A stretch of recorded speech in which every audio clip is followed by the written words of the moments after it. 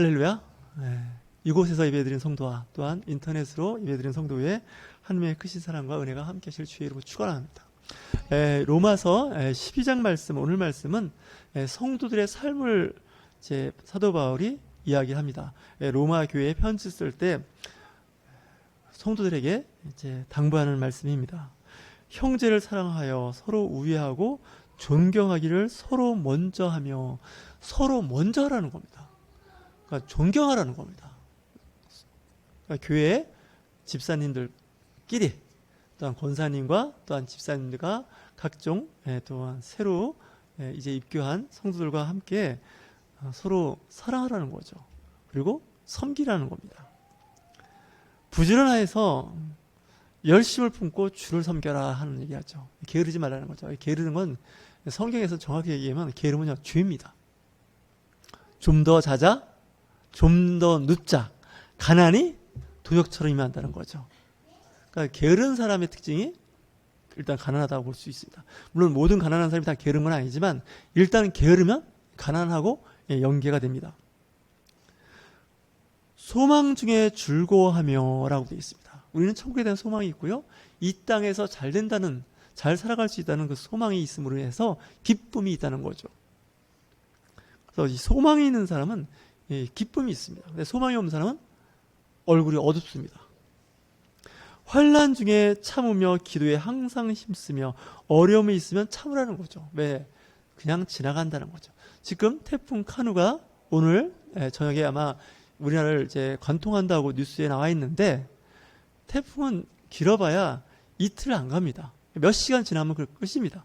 우리가 당하는 환난도 그렇게 오래 가지 않습니다.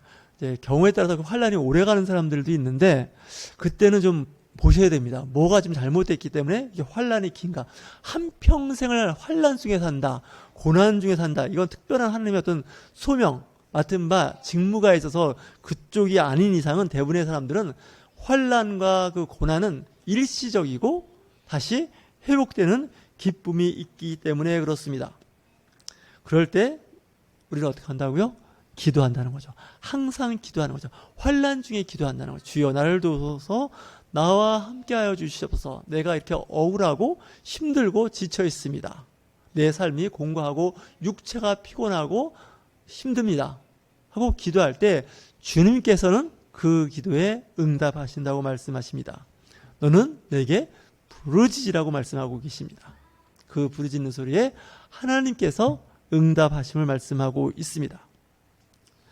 성도들이 쓸 것을 공급하며 손 대접하기를 힘쓰라 라고 말씀하고 있는 것은, 성도들 간에 어려움이 있는 분들이 있다면 그 어려운 분들을 위해서 돕고, 설사 어려움이 없다 할지라도 내가 그들을 위해서 무엇을 할 것인가, 무엇을 위해 줄 것인가를 늘 생각한다면 이 교회는 행복하고 화목해질 수 있다는 것이죠.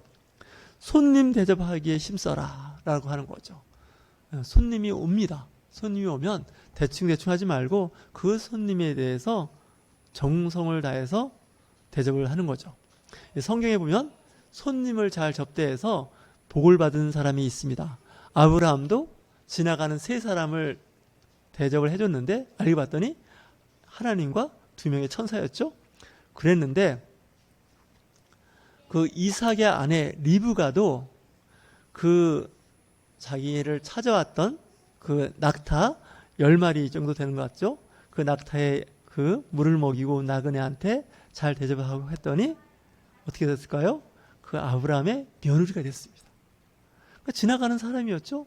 어떻게 보면 그런 사람이 자주 있을 수도 있습니다. 하지만 그 사람에게 물을 주었고 그 낙타에게도 다 물을 주지 않습니까? 그러니까 그 일을 담당했던 그 종이 감동을 받는 거죠. 여러분들 대인관계에서 그 사람한테 잘하십시오. 그래서 그 사람이 감동을 하면 정말 여러분들한테 큰 도움이 될 겁니다. 그래서 이웃에 있는 사람, 또 친구, 또 직장, 사업장, 거래처, 또 성도 간에 서로 손님이다 생각하면, 요즘 얼마나 덥습니까? 그러니까 냉장고에서 얼음을 꺼내서, 냉동실에 얼음을 꺼내서 시원한 물 한 컵만 줘도 감동하죠. 굳이 그렇게 냉커피 아니더라도 이제 우리가 사무실에서 줄 수 있는 것이 있다면 그런 것들이죠. 그래서 냉동실에 항상 얼음을 얼려놨다가 오늘 누구 온다니까 아마 더우니까 이때 커피라도 아니면 시원한 물도 제공했으면 좋겠다. 사람은 큰 거보다 작은 거에 감동을 해요. 그죠? 인사만 잘해도 대인관계에서 50%는 플러스 점수를 얻을 수 있어요. 상당수는요, 인사를 잘 안 해서 요구도 먹는 걸 전 종종 봤어요. 인사하는 거 그렇게 어렵지 않거든요. 돈 드는 것도 아니잖아요. 그죠? 먼저 인사하는 거예요. 내가 윗사람인데 내가 먼저 인사하기는 좀 그렇고 저 낮은 사람이 아랫사람이 날 인사했으면 좋겠는데 이런 생각하시는 자체가 그리스도인으로서의 삶이 아닌 거죠. 그리스도인들은 내가 먼저 봤으면 안녕하세요 하고 인사할 때는요 소리 없이 인사하는 건 인사가 아니랍니다. 소리를 내서 인사하는 거예요. 안녕하세요 하고 이렇게 인사하는 거죠. 우리 그냥 목례만 하고 지나가는데 물론 그럴 때도 있어야 되겠지만 인사할 때는 좀 소리를 내서 감사하다는 것도요. 감사합니다 하고 발음을 똑바로 해야지 이 감사하다는 표정인지 감사하다는 말인지 이 자세가 불분명하면 이 감사를 받는 사람 입장에서는 별로 이렇게 기쁘지가 않습니다. 기왕 할 거면 예의를 갖추는 거죠. 예전을 갖춘다 그러죠. 의전을 갖춰서 하지 않습니까? 해외에서 국가 원수가 오면 우리는 거기에 걸맞는 예전을 하죠. 의전을 합니다. 군부대에서는 특별히 그런 것이 잘 발달되어 있는데 그만큼 계통과 위계 질서가 있는 곳에서는 그와 같은 그 예절을 지키는 거죠. 우리 그리스도인들이 그렇게만 잘했어도 사회생활하는데 큰 어려움이 없습니다. 그리스도인들 의외로 인사성이 박지 않거나 삶에 있어서 이웃과의 관계에서 원만한 관계를 잘 유지 못해서 생기는 문제들이 의외로 많습니다. 오직 예수님만이 나의 구원자이시고 생명이다 얘기하면서 이웃에 대해서 소홀히 하는 그리스도인들은 반쪽짜리입니다. 늘 말씀드리지만 반쪽은 가짜입니다. 하나님께서 말씀하시기를 하나님을 사랑하지만 이웃도 내 몸과 같이 사랑하라 그랬죠. 우리는 두 가지를 잡고 가는 거죠. 그리스도인들 꼭 한 가지만 잡고 가는 것 같지만 아닙니다. 하나님, 삼일체 하나님도 붙잡아야 되겠지만 삼일체 예수님도 붙잡아야겠지만 삼위일체 성령님도 붙잡아야겠지만 사람도 붙잡으셔야 된다. 이 사람을 놓치시면 여러분들 직장, 사업장, 신앙생활, 교회 공동체가 안 됩니다. 어떻게 보면 보이지 않는 하나님, 보이지 않는 성령님과 함께 잘하려고 하지 마시고 눈에 보이는 형제에게, 자매에게 예의를 갖춰서 잘 섬기는 것이 이 시대는 더 중요하죠. 내가 윗사람이니까 아랫사람한테 하대하시면 안 됩니다. 내가 나이가 많다고 아니면 내가 배운 게 많다고 지식이 많다고 사회적으로 권위가 높다고 어깨를 거들먹거리면서 아랫사람한테 하대하고 무시했다간 나중에 어려움을 겪을 수 있습니다.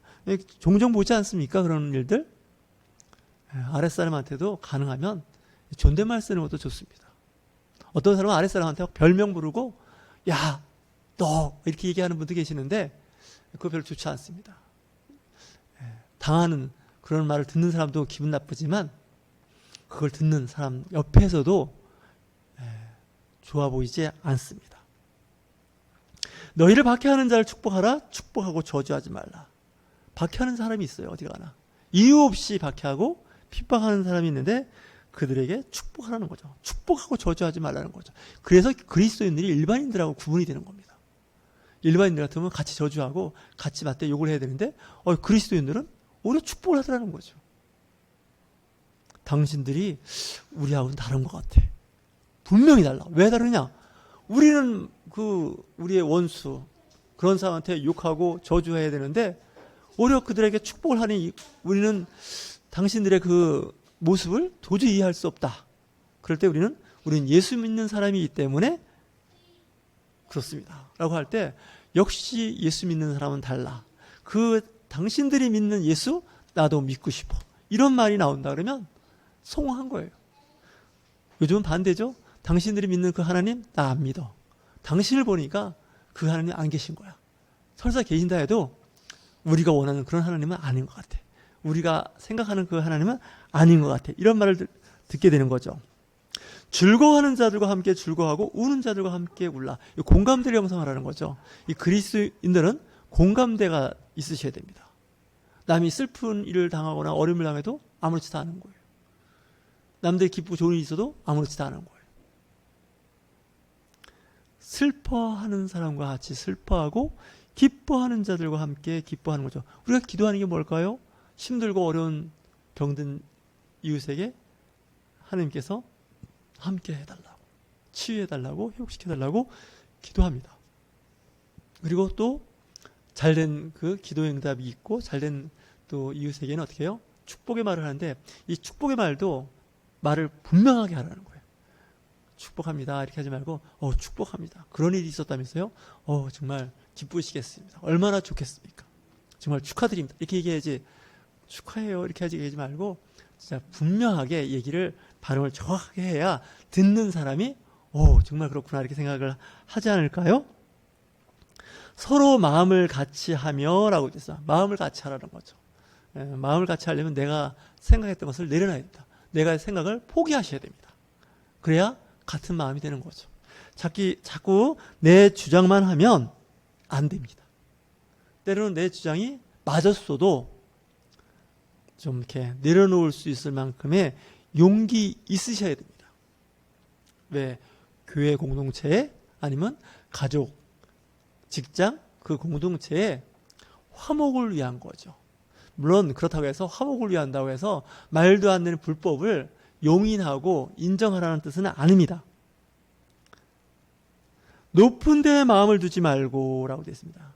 내가 더 빨리 승진해야 되고 더 높은 자리에 있어야 되고 그런 데 연연하다 보면 오히려 주변 사람을 불편하게 할 수 있다는 거죠. 도리어 낮은 데에 처하며 스스로 지혜 있는 채 하지 말라. 요즘 말은 잘난 척하고 싶지 않습니까? 인정받고 싶은 욕구가 누구나 다 있습니다. 근데 그 인정받고 싶은 그 욕구가 지나치면 우쭐거리는 그런 생각을 하게 되고 주변 사람한테 불편한 심기, 그 마음을 주게 되기 때문에 그렇습니다. 때로는 알아도 모르는 척 이렇게 상대방에게 얘기할 수 있는 기회를 주는 게 중요한데 저도 잘 안 됩니다. 계속 노력해야 되겠죠? 오늘 마지막 말씀, 아무에게도 악을 악으로 갚지 말고 모든 사람 앞에서 선한 일을 도모하라. 우리는 원수가 갚아야 속이 시원하죠. 하지만 성경은 얘기하지 않습니다. 악을 악으로 갚지 말라는 거예요. 원수를 원수로 갚지 말라는 거예요. 오히려 그에게 축복해야 하는 말을 하는 거죠. 하나님께서 하신다고 말씀하시는 거죠. 그래서 19절에 이렇게 말씀하십니다. 내 사랑하는 자들아 너희가 친히 원수를 갚지 말고 하나님의 진노하심에 맡기라. 기록되었으되 원수 갚는 것이 내게 있으니 내가 갚으리라고 주께서 말씀하시니라. 히브리서 10장 30절에도 동일한 말씀을 하고 있죠. 내가 갚지 말라는 거죠. 하나님께서 하신다는 거죠. 장자도 그런 말을 했습니다. 중국의 철학자였죠. 학자였습니다. 원수에게 안갚음을 하려 하지 말라. 강둑에 앉아있으면 그의 시체가 강물에 떠내려 오는 것을 보게 될 것이다. 좀 무서운 얘기죠. 그 얘기는 뭐냐면 내가 그 사람한테 원수 갚지 않아도 그 사람은 언젠가 죽임을 당할 것이고 그의 죽음에 대한 소식을 듣게 될 거라는 거죠. 그걸 하나님이 하시는 거죠. 사람이 하지 말라는 거죠. 내가 원수를 갚고 내가 맞대 욕하고 싸우면 당장은 속이 시원한 것 같지만 나중에 상당히 안 좋아집니다. 할 수 있거든 모든 사람과 더불어 화목하라 하신 말씀 뭘까요? 할 수만 있다면 많은 사람, 주변에 있는 사람들과 잘 지내라는 거죠. 그러려면 어떻게 해요? 내 생각, 내 뜻 내려놓고 지혜 있는 척 하지 말고 상대방을 공경하고 먼저 인사하는 그런 정말 자비로운 성도, 은혜스러운 성도가 되시기를 주의 이름으로 축원합니다.